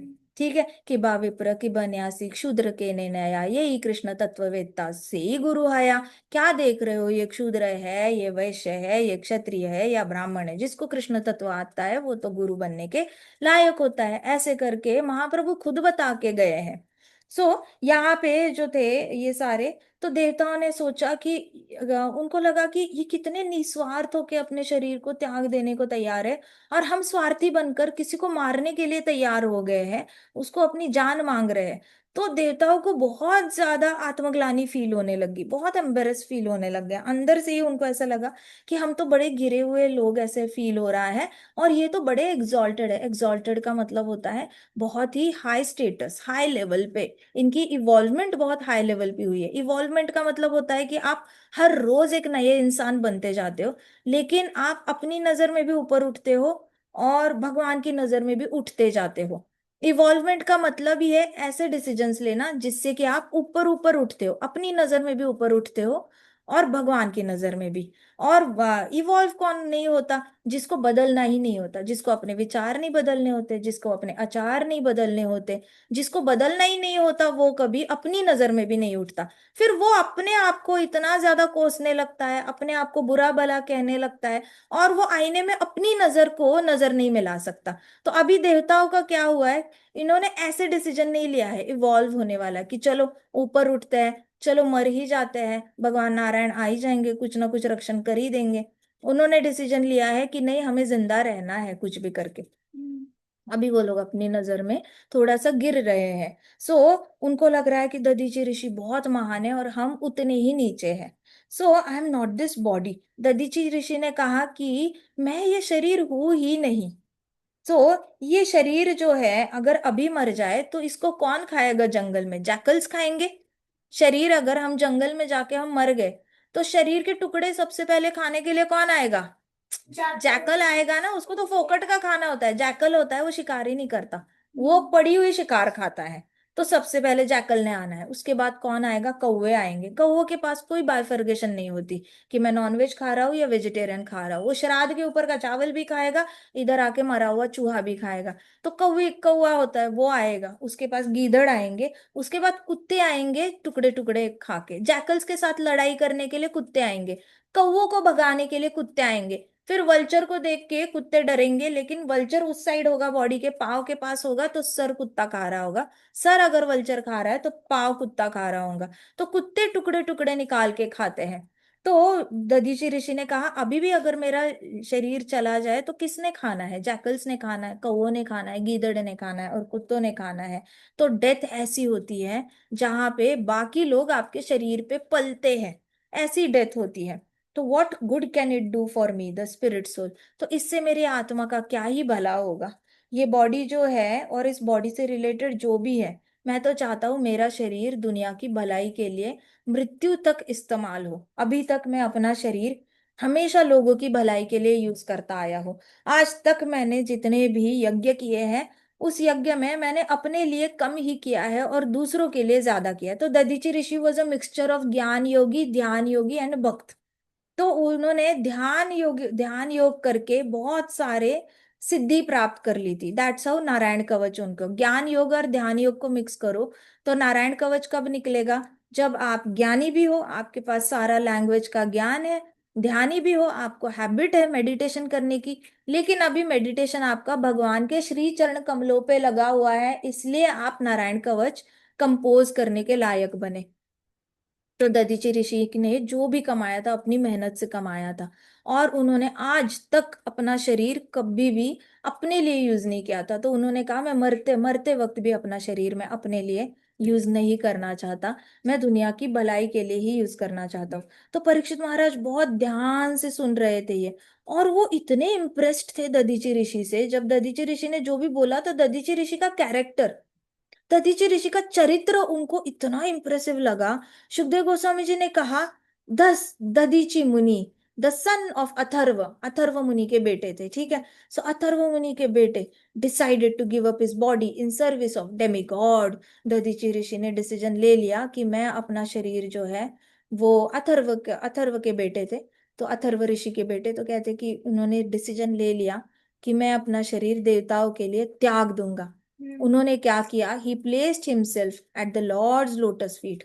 तो उन्होंने आंखें बंद की और भगवान के चरण कमलों को याद किया। पूरी तरह भगवान के चरण कमलों को में अब्जॉर्ब हो गए। इतने अब्जॉर्ब हो गए कि वो ऊपर ऊपर ऊपर उठते गए। मैं आपको सीक्रेट बताती हूँ कैसे समाधि आपने कैसे शरीर छोड़ना होता है। ठीक है, वैसे तो भागवतम में आते जाते खुद ही पता चल जाता है, लेकिन अगर आप लोग चैंटिंग नहीं कर रहे हो रेगुलरली तो आपको थोड़ा सा टाइम लगेगा समझने में। जो चैंटिंग कर रहा है रेगुलरली उसको तो ऑटोमेटिकली समझ में आता है। तो ये तरीका ऐसे होता है कि आप अपनी आंखों में आप आंखें बंद करके भगवान के चरण कमलों को याद करते हो। इतना याद करते हो, कंटिन्यूअसली याद करते हो, डीप जाते हो, डीप जाते हो भगवान के चरण कमलों में। और फिर ऊपर ऊपर ऊपर उठने लग जाते हो, ऊपर उठने लगते हो, आपको पूरा ब्रह्मांड दिखता है और पूरे ब्रह्मांड में आपको बस भगवान के श्री चरण कमल दिख रहे हैं। लेकिन आप इतने ऊपर जाते हो कि अभी आपको पूरा महाविष्णु दिख रहे हैं।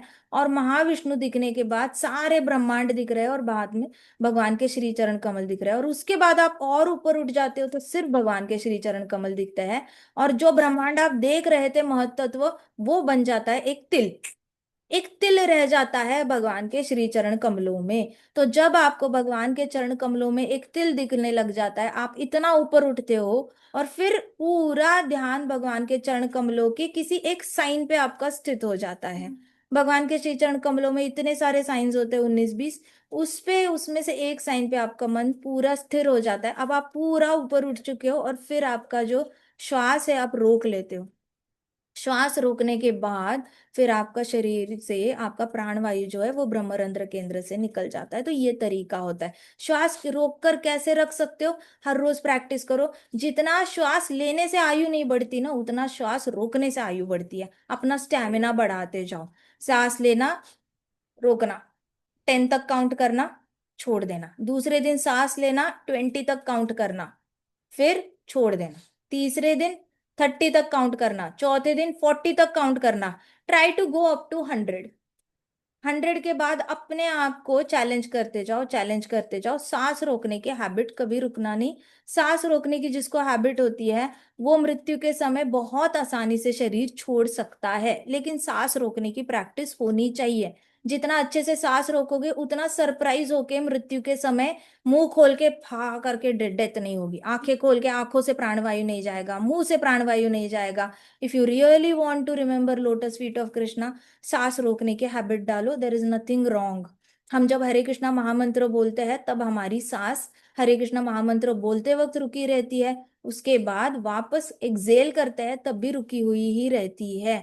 हमें पता ही नहीं होता कि हम कैसे सिद्धि प्राप्त कर रहे हैं, लेकिन ऑटोमेटिकली हमारे पास सिद्धि आ रही होती है। इसलिए जो चैंटिंग कर रहे हो उनके पास ऑलरेडी ये क्वालिटी होगी। जो नहीं कर रहे हैं, start using your breath work, start stopping your सांस, थोड़े थोड़ा प्रैक्टिस करते रहो। जिसकी सांस लंबी तक रुकती है वो लंबे समय तक जीता है। अगर कोई 100 तक गिनती करते करते अगर रोक सकता है सांस, तो वो 100 साल तक भी आराम से जी सकता है। ठीक है।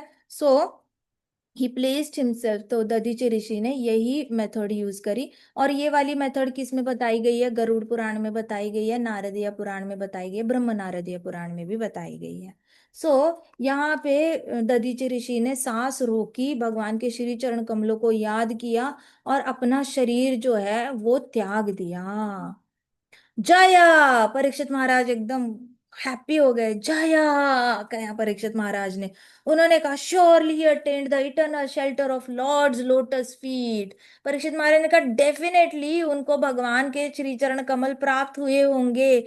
भगवान के चरण कमलों को याद करते करते जो शरीर छोड़ा है उन्होंने। तो परीक्षित महाराज ने बहुत ही सेलिब्रेटली मोड में कहा जया। परीक्षित महाराज सच अ ब्यूटीफुल लिसनर ना। परीक्षित महाराज जैसा लिसनर नहीं मिलेगा, पता है। हाँ, एक भक्त थे, उन्होंने हमारे एक्चुअली क्लासेस होते थे इस्कॉन में, ठीक है। और उस क्लासेस में होता क्या था ना, हम सब यंग थे, तो हमें ना इंप्रेशन झाड़ना होता था प्रभु जी माता जी इस पे, जो वो हमें सिखाते थे। हम तो सबके दिखाना होता था, देखो हमें बहुत कुछ आता है, बहुत कुछ आता है। तो हम उछलते उछलते जवाब देते थे, बड़े अच्छे से उछलते उछलते जवाब देते थे। तो एक दिन ऐसे ही गेस्ट लेक्चर हुआ था और उस गेस्ट लेक्चर में हम सब चुप बैठे थे, हम किसी को जानते नहीं थे। तो गेस्ट लेक्चर ब्रह्मचारी प्रभु जी आए हुए थे और कीर्तन योगा चल रहा था और वहां पे हम सब चुप और वो लेक्चर दे रहे हैं। फिर उन्होंने हमसे प्रश्न पूछा, आर यू ऑल इंटेलिजेंट? और सब इंजीनियर्स बैठे हैं वहां पे। मजाल है कोई बोलेगा हम इंटेलिजेंट नहीं है सब बोलेंगे ना हम इंटेलिजेंट है, ऐ भी बैठे बैठे इंजीनियर थोड़ी बने। सो तो सबने ऐसे देखा, क्या क्वेश्चन है। हम सब ऐसे थे, क्या क्वेश्चन है। अभी भी 12th स्टैंडर्ड के मार्क्स हमारे दिमाग में ना, अहंकार भरा हुआ था हमारे दिमाग में, ये क्या क्वेश्चन है ऐसे करके। तो उन्होंने बताया कि जो इंटेलिजेंट वो नहीं होता जो बड़ी बड़े शब्द इस्तेमाल करता है और जो फटाक से आंसर दे देता है, या उसके मार्क बहुत ज्यादा ज्यादा मार्क्स होते हैं उनके पास। तो हमारे ना ऐसे, हमें ऐसा लगा जैसे कहाँ चुल्लू भर पानी। अभी तक तो हम इसी, हमारा कॉन्फिडेंस ही मार्क्स के ऊपर था कि हम अच्छे मार्क्स लाते हैं। हमारा कॉन्फिडेंस कहाँ से, अभी क्या, तो अब तो ये तो भी गया। कहते हैं इंटेलिजेंट वो नहीं होता जिसके मार्क्स ज्यादा होते हैं, जो बड़े बड़े शब्द यूज करते हैं, फटाक से आंसर देते हैं, या दूसरों को गलती होते ही करेक्ट करते हैं। अरे नहीं नहीं, ऐसे नहीं बोलते, ये ग्रामर गलत है, ये ऐसे नहीं वैसे नहीं, जो करेक्ट करते हैं दूसरों को, वो भी इंटेलिजेंस नहीं होता। और वो भी इंटेलिजेंट नहीं होता जो याद रखता है, बहुत अच्छे से मेमोराइज करता है चीजों को, वो भी इंटेलिजेंट नहीं होता। तो हमने सब एक दूसरे को देखने लग गए कि ये क्या बोल रहे हैं प्रभु जी, फिर इंटेलिजेंट होता कौन है। तो उन्होंने कहा कि इंटेलिजेंट वो होता है जो सवाल पूछता है, उसको हमेशा कृष्ण के लिए क्यूरियोसिटी रहती है। कृष्णा ने ये कैसे किया होगा, कृष्णा के बारे में मुझे और जानना है। वो इंटेलिजेंट होता है। फिर वो इंटेलिजेंट होता है जो बहुत अच्छे प्रश्न पूछता है, जैसे अर्जुन ने भगवत गीता में ऐसे प्रश्न पूछता है जिससे कि मैक्सिमम लोगों का भला हो सकता है, समाज का भला हो सकता है। वो ऐसे प्रश्न नहीं पूछता जिससे कि उसको जीतने की खुशी मिले। वो हमेशा ऐसे प्रश्न पूछता है जिससे कि उसके दिमाग में हमेशा ऐसे पूरी कम्युनिटी, पूरी ह्यूमैनिटी घूमती है, और वो उनके लिए प्रश्न पूछता है, उनका रिप्रेजेंटेटिव बनकर प्रश्न पूछता है। जैसे परीक्षित महाराज है, अर्जुन है, ये प्रश्न पूछ रहे हैं। फिर उन्होंने कहा इंटेलिजेंट वो होता है जो शांत रहकर ठहराव से बड़ा अटेंटिवली सुनता है, बहुत ज्यादा ध्यान से सुनता है, नॉड भी करता है, सामने वाले को बताता भी है कि हाँ मैं सुन रहा हूं। और उसके बाद उससे अगर कभी गलती होती है तो वो जल्दी से मान भी जाता है कि हाँ मुझसे गलती होगी, मैं फिर से ऐसे नहीं करूंगा। तो वो इंटेलिजेंट होता है। फिर उन्होंने कहा वो इंटेलिजेंट होता है जो हमेशा सोचता है, ध्यान से सोचता है और कदम रखता है आगे। और फिर उसको अगर कोई कहे बदल जाओ तो वो बदलने के लिए भी तैयार होता है, ऐसे कहा। तो हम सब बैठे थे तो हमें लगा कि अरे ये तो नई डेफिनेशन सुनी हमने इंटेलिजेंट की, हमें तो ये पता ही नहीं था कि आप बदल जाओ ऐसे भी कुछ होता है। तो यहाँ पे जो ये था क्या कहते हैं, तो सब लोग ऐसे सुनने लग गए कि इंटेलिजेंट कौन होता है, इंटेलिजेंस की डेफिनेशन क्या होती है। तो ये इंटेलिजेंस की डेफिनेशन जो है प्रभुपाद भी अपने लेक्चर में देते हैं।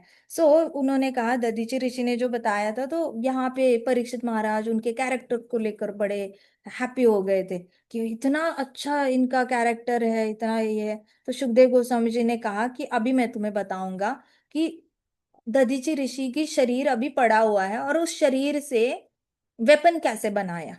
तो यहाँ पे क्या हुआ, how Vishwakarma manufactured thunder bolt through Dadhichi's bones. तो दधीची के बोन्स से ये बनाया कैसे गया उसके बारे में वो बताएंगे। उन्होंने क्या किया कि किंग इंदिरा अभी बहुत ज्यादा विश्वकर्मा को इन्वोक किया, विश्वकर्मा को रिक्वेस्ट की कि आप कृपा करके आ जाओ। अब विश्वकर्मा आएंगे, दधीचि मुनि की सारी शक्ति जो है वो क्या करेंगे, दधीचि मुनि जी के नारायण कवच इतनी बार बोला है उन्होंने, इतनी ज्यादा बार बोला है कि दधीचि ऋषि के शरीर में जो शक्ति है वो शायद ही इंद्र देवता के शरीर में शक्ति है। जितनी ज्यादा बार आप नारायण कवच बोलते हो उतना ज्यादा वो और ज्यादा मोटा मोटा मोटा मोटा होता जाता है। तो दधीचि ऋषि की सारी शक्ति जो है विश्वकर्मा किस में डालने वाले थे, हड्डियों में डालने वाले थे।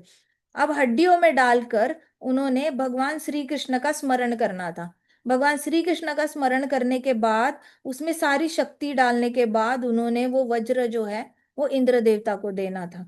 तो इंद्र बहुत ही ज्यादा brilliantly as he grasped the powerful thunderbolt, तो इंद्र को बहुत ही ज्यादा खुशी हुई कि विश्वकर्मा ऐसे कुछ करने वाला था। फिर विश्वकर्मा आए।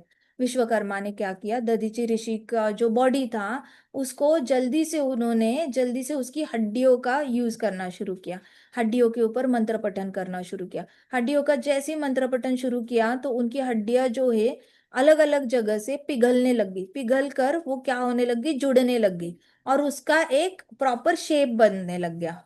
पिघलती, अरे हमारे एक आचार्य थे, मैं नाम भूल गई मैं उनका, एक आचार्य, उनके तो उन्होंने तो अपनी जान जो थी वो पानी में, उनका दूध में कन्वर्ट हो गए थे, उनके हड्डियां भी, शरीर भी दूध में कन्वर्ट हो गया था। मैं उनका नाम बताऊंगी, पता नहीं कैसे भूल गई मैं। सो दधीचि ऋषि की हड्डियां जो है वो अपने आप रीअरेंज होने लगी, अपने आप रीअरेंज होने लगी। और साथ साथ विश्वकर्मा ने क्या किया, भगवान श्री कृष्ण का स्मरण भी किया। तो नारायण कवच तो था ही था, लेकिन उसमें भगवान श्री कृष्ण के नामों की शक्ति उसमें और डाल दी विश्वकर्मा ने। तो भगवान श्री कृष्ण का नाम लिया तो उससे क्या हो गया, वो जो वेपन बन गया, वज्र बन गया, वो और भी ज्यादा पावरफुल बन गया। और फिर वो पावरफुल वेपन जो है विश्वकर्मा ने ऐसे हाथ से किसके हाथ में दिया, इंद्र के हाथ में दिया। अब इंद्र ने हाथ में लिया और इंद्र को अचानक से बहुत ज्यादा एम्पावर्ड फील होने लग गया। अब तक तो बहुत लो कॉन्फिडेंस चल रहा था। इंद्र को ऐसे लग रहा था कि हम मरने वाले हैं, क्योंकि वृत्रासुर के सामने हमारी साइज तो एकदम ही चींटी जैसी है। वृत्रासुर कुछ ज्यादा ही ह्यूज है साइज में, हम चींटी जैसे हैं उसके सामने, हम कुछ नहीं कर सकते। लेकिन अभी हाथ में वज्र लेकर इंद्र को थोड़ा सा कॉन्फिडेंस बढ़ गया था, वो काफी पावरफुल फील कर रहा था। और वो अपने हाथी पे बैठा, हाथी पे बैठा ऐरावत पे, हाँ जी ऐरावत पे। और पीछे से सारे देवता लोग दधीचि मुनि जय, दधीचि मुनि की जय हो, दधीचि मुनि की जय हो। तो दधीचि मुनि जी की जय बोलते बोलते सारे देवता लोग वहां से जो है वो निकल पड़े, किसको मारने के लिए, वृत्रासुर को। इंद्र ने क्या किया, वृत्रासुर को चार्ज किया। सो एज सुन एज वो वहां पे ही charge towards Vritrasura, ready to kill him. Indra ने डिसाइड किया कि मैं जंप करूंगा, आई पाउंस ऑन वृत्रासुर, और मैं उसको इंस्टेंटली किल करूंगा। तो इतने सारे असुर थे बैटलफील्ड में, वृत्रासुर वृत्रासुर था, वो असुर था। तो वृत्रासुर के साथ कौन आया था, विश्वरूप की मदर के साइड के रिलेटिव्स आ गए थे वृत्रासुर को हेल्प करने के लिए, है ना। तो त्वष्टा मुनि की वाइफ कौन है, असुरी कुल की है। तो असुरी, उसके त्वष्टा मुनि के सारे ससुराल वाले ज्वाइन कर गए वृत्रासुर को। वो सारे असुर वृत्रासुर को ज्वाइन कर गए, तो ढेर सारे असुर एट अ टाइम आ गए थे वहां पर। और उन्होंने देखा कि सामने से जो है, सामने से बहुत ही लाइट लाइट, पूरी लाइट से भरे हुए सामने से कोई आ रहा है। Realising that it was the king of demigods, उन्होंने देखा सामने से कौन आ रहा है पूरी लाइट से भरा हुआ। और वो लाइट कोई गोल्डन लाइट नहीं थी, व्हाइट लाइट थी। देखो भगवान कृष्ण की, नारायण भगवान की लाइट हमेशा गोल्डन लाइट होती है, सनरेज की तरह। लेकिन इंद्र देवता की लाइट कैसे होती है, व्हाइट लाइट होती है। वो व्हाइट लाइट कहाँ से चुराई है, मून गॉड से चुराई है। पहले तो व्हाइट लाइट किसको मिली थी, मून गॉड को। मून गॉड को श्राप मिला, तो वो व्हाइट लाइट का गिफ्ट किसको मिल गया, इंद्र देवता को। क्योंकि मून गॉड से ज्यादा सुंदरता किसके पास आ गई, अभी इंद्र देवता के पास आ गई। इंद्र देवता की जो व्हाइट लाइट है उससे ज्यादा व्हाइट लाइट मून गॉड के पास कभी हुआ करती थी। लेकिन उन्होंने अपनी पत्नी का अपमान करके अपने पाँव पे कुल्हाड़ी मार ली। इसलिए पत्नी का अपमान नहीं करना चाहिए। अपमान क्या, निग्लेक्ट मत करो, इग्नोर मत करो। अगर विवाह किया है तो आप लड़के हो, छोटे छोटे लड़के हो, बड़े हो के विवाह करोगे, इतना याद रखना, अटेंशन देना होता है पत्नी को, इग्नोर नहीं करना होता। नहीं तो मून गॉड को जैसे श्राप मिला ना, वैसे श्राप मिल जाएगा। निग्लेक्ट नहीं करते, अटेंशन देना होता है ना। अभी विवाह किया है ना तो ध्यान दो उस पे, क्या जाएगा आपका, अहंकार को थोड़ी ठेस पहुंचेगी। थोड़ा सा happy wife happy life, happy wife happy life, आपके लिए एक ही मंत्र है गृहस्थ आश्रम के लिए, हैप्पी वाइफ हैप्पी लाइफ, ठीक है। सो हैप्पी रखना है उसको। और अगर मानो उसको दुखी रहने की आदत ही है, तो उसके दुख में दुखी हो जाओ, उसके सुख में सुखी हो जाओ, कोई बात नहीं है ना। जैसे भी दधीचि ऋषि ने कहा है कि ऐसा इंसान सबसे अच्छा होता है जो दुखी दुखी इंसान के साथ दुखी होता है। अब देखो, आप दुखी इंसान के साथ दुखी हो जाओगे ना, वो जल्दी से सुखी हो जाता है। वो खुश हो जाता है कि अरे he understands me, my husband understands me. तो आपकी वाइफ कहेगी वाओ, मेरा पति मुझे कितना अच्छे से समझता है, मुझे बुरा लगता है तो मेरे साथ बैठ के बोलता है मुझे भी तेरे साथ बहुत बुरा लगता है। फिर वो हैप्पी होगी, बोलेगी क्या खिलाऊं आपको। तो सो हमेशा याद रखना, हैप्पी वाइफ हैप्पी लाइफ। तो यहाँ पे क्या हुआ, मून गॉड की सारी हैंडसमनेस चली गई ना। आप बड़े होगे, अच्छे अच्छे दिखोगे, तो अच्छे दिखने के लिए तो हमेशा ये रखना याद, ठीक है। तो यहाँ पे उन्होंने क्या किया, उन्होंने आर्मी को कलेक्ट किया और सारे आ गए। अब इंद्र देवता से व्हाइट लाइट निकल रही थी, उन्होंने बोला ये भला ये कौन आ गया, ये व्हाइट व्हाइट लाइट वाला हाथी के ऊपर बैठा हुआ। फिर उन्होंने देखा ये तो इंद्रदेव है।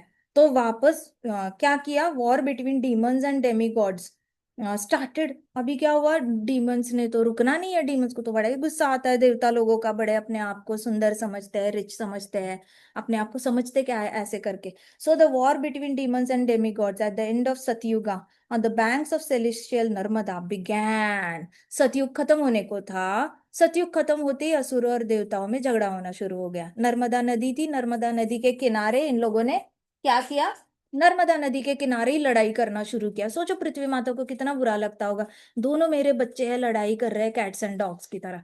मतलब पृथ्वी माता को तो ऐसे लगता होगा दोनों को एक एक चमेट लगा दे, लेकिन दोनों आपस में लड़ रहे हैं। सो दोनों लड़ाई करना शुरू हो गया। Many hundreds and thousands of demon including Yakshas and Rakshasas charge towards king Indra's army.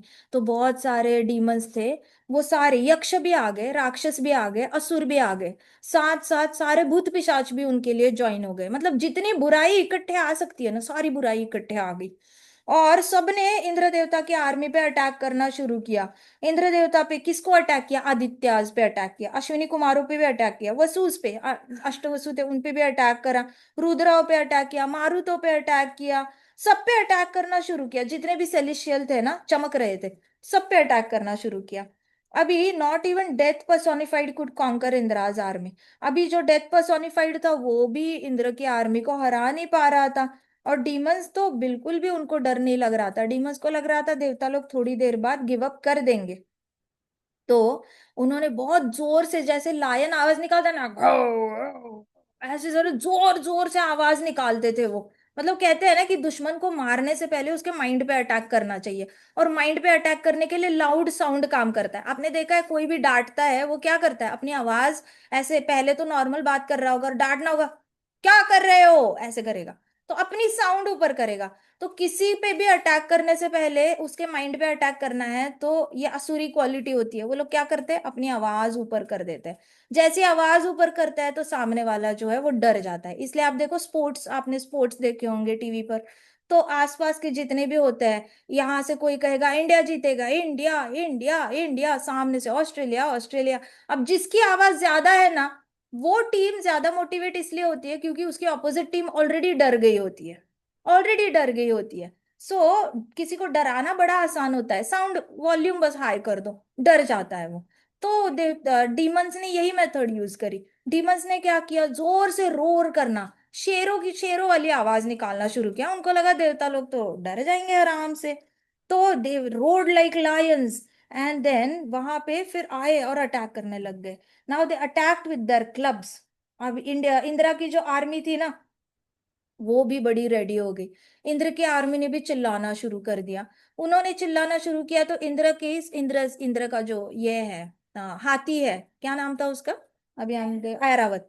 तो इंद्र का हाथी जो है उसने बहुत जोर से रिस्पॉन्ड किया शेरों की आवाज को। तो शेर डरता किससे है, हाथी की इससे डरता है। हाथी जब जोर से आवाज निकालता है ना तो शेर अपनी पूंछ दो पाव के बीच में पकड़ के ना भाग जाता है। एक हाथी की शिकार करने के लिए कम से कम 13 शेरनियों की जरूरत पड़ती है। तो एक शेरनी या एक शेर कितना डरता होगा सोचो। एक शेर कभी हाथी की शिकार नहीं करता, उनको एज अ फैमिली चारों तरफ से अटैक करना पड़ता है हाथी पे। तो जैसे ही इंद्र का हाथी चिल्लाया, सारे डीमंस ऐसे कांप गए। और इंद्र के सारे जितने भी देवता थे वो, उनकी ज्वेलरी चमकने लगी, उनके पूरे ऐसे चमक रहे थे देवता लोग। और उनके हाथ में जो खड्ग थे, गदा थी, तलवारें थी, सारी सोने से बनी हुई थी, वो भी चमक रही थी, सब कुछ चमक रहा था। इन लोगों ने भी बहुत जोर से अटैक किया। They attacked with clubs, arrows, darts and mallets. अलग अलग वेपन यूज करके अटैक किया। अटैक जो शुरू हुआ, दोनों तरफ से दोनों डेमीगॉड्स और डीमंस का महायुद्ध चल रहा था। इतना ज्यादा महायुद्ध कि सबको लगा कि अभी ये महायुद्ध तभी खत्म होगा जब पूरी सृष्टि खत्म हो जाएगी। ऐसे वाला महायुद्ध चल रहा था और वो शोर मचा रहे थे सब लोग, कहीं हाथी की आवाज कहीं शेरों की आवाज, मतलब चल ही रहा था। तो demons not seeing demigods anywhere. अभी क्या हुआ बीच में, डेमीगॉड्स जो थे chief of, they hurled lances scattered the chiefs of demigod armies. अभी डीमंस ने ऐसे अटैक किया, उनकी स्ट्रैटेजी क्या थी कि सबको अलग अलग कर दो। मतलब अगर ये इकट्ठे आए आर्मी में तो इनके अंदर ऐसे एंटर कर जाओ, जैसे ऐसे पूरी तरह ऐसे एंटर स्ट्रेटेजी होती है, ये कुरुक्षेत्र युद्ध में भी यूज हुई थी कि सारे आए हुए हैं तो हर एक रो के बीच में हमारी एक रो घुस जानी चाहिए। वो लोग अगर प्रॉपर रोज में खड़े हैं ना, हर रो में हमारी एक रो घुस जानी चाहिए। और ऐसे करके इनको लड़ते लड़ते, मारना नहीं है, लड़ते लड़ते सबको दूर करते जाना है, दूर करते जाना है। और फिर इस रो के बीच में जो घुसे हो तो उसमें एक एक इंडिविजुअल को सेपरेट करते जाना है, सेपरेट करते जाना है। अब जब ये लोग इकट्ठे नहीं होंगे ना, तो इनका मनोबल जो है वो पूरी तरह जीरो हो जाता है, टेटरफिश हो जाता है। तो अकेला जैसे इंसान देखता है मैं अकेला हूँ, मेरी मेरी टीम कहाँ है, मेरी यूनिट कहाँ है, मेरे मेरे सारे साथी कहाँ है, वहीं पे वो गिव अप करता है, वो रेडी हो जाता है मरने के लिए। तो ये प्लान जो था ये डीमंस का था। तो डीमंस ने क्या किया, उन्होंने सारे चीफ ऑफ डेमिगॉड्स को स्कैटर करना शुरू कर दिया। जितने भी लीडर्स थे, कमांडर्स थे देवताओं के, उनको अलग अलग अलग अलग करना। तो अगर ये कमांडर्स ही नहीं रहेंगे तो सोल्जर्स को ऑर्डर कौन देगा? सोल्जर्स को पता ही नहीं है हम लेफ्ट जाए या राइट जाए। अभी इस मेरे सामने वाला तो मर गया, अब मैं सीधे आगे चला जाऊं या उस साइड से अटैक करूं या उस साइड से अटैक करूं। उनके पास कोई ऑर्डर्स नहीं आते, तब तक वो दिमाग नहीं लगा पाते, क्योंकि उनके पास टॉप व्यू नहीं होता। उन्होंने कभी उस चीज की पढ़ाई भी नहीं करी होती। वो तो बस वेट करते हैं कि कहीं से आवाज आएगी, ये सारी ये टुकड़ी लेफ्ट चले जाओ, यहां से अटैक करो, ये वाला प्लान यूज करो। तो कोडेड वर्ड्स होते हैं। तो उनके पास कोई मैप नहीं, और सारे डेमिगॉड्स के चीफ्स थे, उनको अलग अलग करना शुरू कर दिया। और उनके ऊपर एरोस की बरसात करना शुरू कर दिया। सारे जितने भी एरोस थे, बाण थे, उसकी उन्होंने बारिश करना शुरू कर दिया। बारिश इतनी करना शुरू किया कि ऊपर से ऐसे लग रहा था जैसे कि काले बादल छाए हुए हैं, काले बादलों में घना सारा पानी भरा रहता है। वैसे लग रहा था जैसे कि स्काई पूरा कवर्ड हो चुका है। For a moment demons cheered. थोड़ी देर के लिए डीमंस को लगा वाओ, ये तो बहुत ही अच्छी न्यूज है, डेमिगॉड्स कहीं दिखाई नहीं दे रहे, लगता है हमारा प्लान सक्सेसफुल हो गया। सब लोग अलग हो गए हैं। सब लोग अलग हो गए तो उनको लगा हम जीत गए, अभी अब तो हम जीत गए, इनको हराना बड़ा आसान है। So then in a flash the demigod, इससे मुझे याद आया, आप सब बच्चे हो, हमेशा याद रखना, आप बर्थडे पार्टीज में जाते हो, स्कूल में जाते हो, स्कूल में कैंपिंग पे जाते हो, समर कैंप पे जाते हो, कहीं पे भी माँ बाप को छोड़ के जा रहे हो, वॉशरूम भी जा रहे हो कोई, तो भी यू गो इन ग्रुप्स, अकेले अकेले नहीं जाना। रिसेस में जाते हो तो दो तीन बच्चे दो दो दो दो मिलकर चले जाओ वॉशरूम में, अकेले अकेले कहीं पे भी नहीं जाना है। किसी क्लासरूम में कोई सर बोलते हैं आजा मैं तेरे को मैथ्स पढ़ाता हूँ, बोला आता हूँ, ऐसे करके दो दोस्त मिलकर जाना। क्लासरूम में भी अकेले किसी टीचर के साथ नहीं रहना है। कि सब अच्छे हैं, मैं कोई बोलती नहीं मैं कोई बुरा है, लेकिन एक ही में शक्ति है, एक ही में शक्ति, बोलो, एक ही में शक्ति, एक ही में शक्ति, एक ही में शक्ति। एटलीस्ट मिनिमम 2 to 3 इकट्ठे होने चाहिए। बड़े हो जाओगे लेबोरेटरीज में काम होगा आपको, लैब्स में आपको केमिस्ट्री का एक्सपेरिमेंट करने के लिए बोल देंगे, फिजिक्स पढ़ने के लिए बोल देंगे, लाइब्रेरी जाओगे, make sure there are at least 2 3 students around. कहीं पे भी अकेले हैंग आउट नहीं करना है। पब्लिक प्लेसेस में, चाहे आप इंजीनियरिंग को एडमिशन ले लो, इंजीनियरिंग या मेडिकल ले लो, मेडिकल के बाद डॉक्टर बन जाओ, मास्टर्स करो, एमफिल करो, पीएचडी करो, अपनी प्राइवेट प्रैक्टिस खोलो। प्राइवेट प्रैक्टिस खोलोगे तो अपने पास एक असिस्टेंट होना चाहिए, अपना क्लिनिक भरा हुआ होना चाहिए, दो लोग तो होने चाहिए, साफ सफाई वाला और एक असिस्टेंट रिसेप्शनिस्ट होनी चाहिए, कोई ना कोई तो आपके पास होना चाहिए। ग्रुप में रहना, एक ही में शक्ति। अकेले अकेले कहीं पे भी पब्लिक प्लेस में हैंग आउट नहीं करना है। देखो असुरों का बुद्धि ही ऐसे चलती है। तो असुर जो प्लान करते हैं ना, वो आपका रूटीन चेक करेंगे, जिसको आप पे अटैक करना है वो आपका रूटीन चेक करेगा, कौन कहाँ पे अकेले।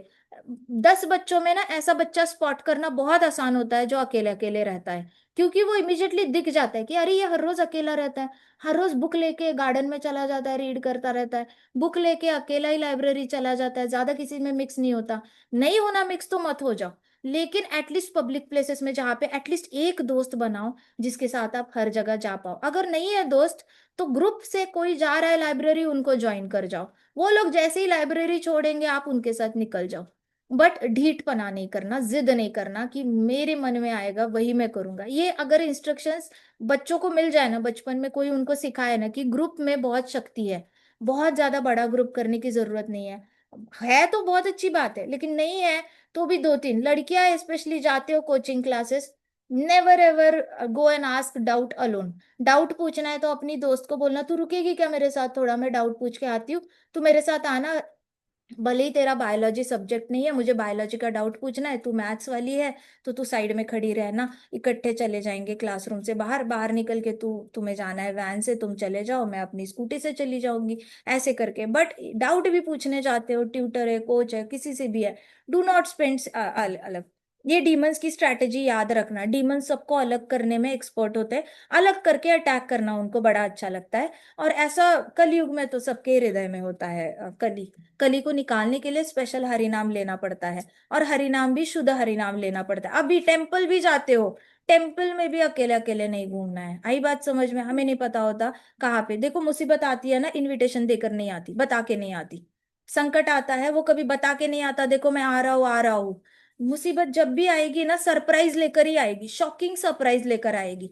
तो बी अलर्ट, अपना ख्याल खुद रखना है। ये डीमंस की आपको पता चल गया होगा कैसा प्लान बनाते हैं। तो डीमंस बड़े खुश हो गए क्योंकि उनका प्लान काम कर गया था, सारे देवताओं को उन्होंने अकेले अकेले अकेले कर दिया था, उनको उनकी यूनिटी को तोड़ दिया था। सो यूनिटी में रहना है। आई बात समझ में? बाकी हम कथा कल करते हैं। ग्रंथराज श्रीमद् भागवतम की जय, शिला प्रभुपाद की जय, श्री श्री राधा श्याम सुंदर की जय, श्री श्री कृष्ण बलराम की जय, वृंदावन धाम की जय, समस्त भक्त वृंद की जय। हरे कृष्णा कृष्णा कृष्णा हरे हरे, हरे राम राम राम हरे हरे, हरे कृष्णा महासंकीर्तन यज्ञ की जय।